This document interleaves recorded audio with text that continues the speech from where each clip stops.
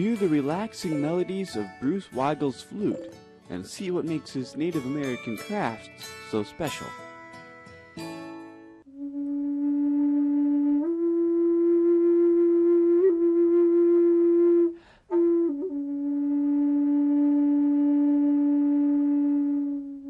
For me, when I play the flute, it's about really getting just into my heart more than into my head. I try and turn my brain off and just open my heart up and allow like the energies that are around me to just kind of flow through me and express themselves through the music.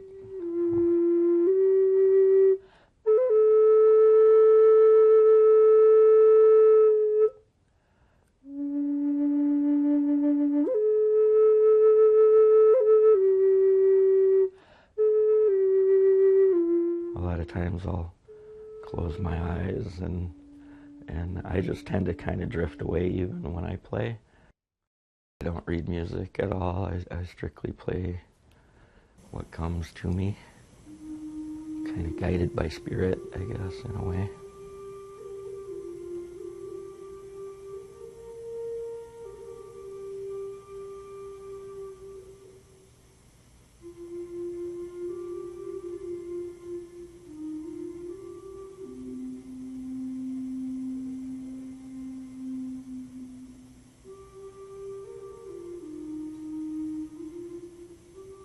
So this is my very first flute, the one that I told you the story about.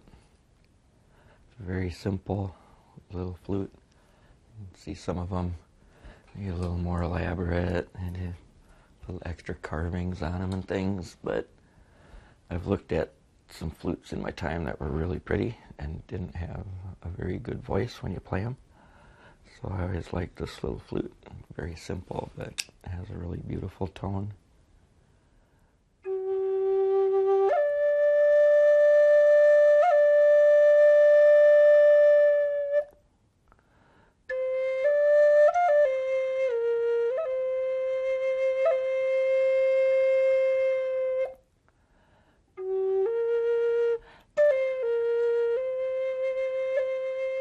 I usually tell people the native blood in me isn't maybe the most blood that I have in me, but I consider it the best blood that I have.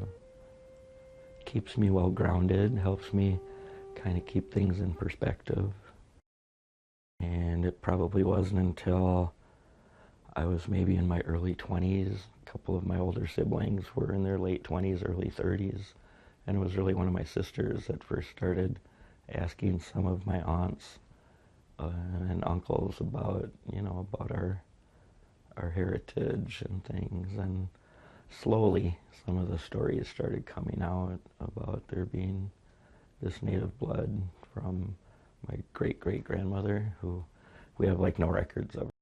It's not anything that I have documentation, or I don't have the USDA certified card that says I'm an Indian, but I have the stories. I've been doing artwork for probably 25 years or so. Started out making dream catchers and then mounting dream catchers on pipestone, and things are always kind of evolving and changing. I love working with pipestone, and I wanted to try and find a way to utilize some of the stone that a lot of the carvers of pipes and the little animal carvings, they don't really use a lot of this stone. A lot of fractures and cracks in it and things. But I think the energy, I know the energy of that stone is still there. So I wanted to find a way to maybe bring some of the stories and the pipestone into people's lives. And I wanted something that was still somewhat functional. So just in the last maybe 2 months or so, I've had 2 different people offer me diamond willow. And I just started working with it, and this is just kind of what grew out of more of a playful process, I guess. I love playing flute because it keeps me grounded. The native flute is such a mellow, such a meditative, and it can actually be a very healing sound. in all the years that I've been playing, any place I've ever gone to play, I've never had somebody like get out and walk out on me. I've never been playing in the park just for my own amusement and had somebody walk by and go, "That's kind of annoying. We're like sitting over here trying to enjoy nature. Would you please stop that?" You know. Normally when I'm out playing, people are drawn to the music, kind of the way I was drawn to the person who made the first flute that I ever received. And I just think it's such a gift. I love taking something that's been unchanged for, hundreds and hundreds of years and being able to connect with that. I think it connects me to my past, and I think it's a way for me to share with people a way of kind of connecting to their past, to kind of slow down a little bit. You hear flute music, and it's just like this big, yeah, We all kind of need that from time to time to just shut our brains down and open our hearts up.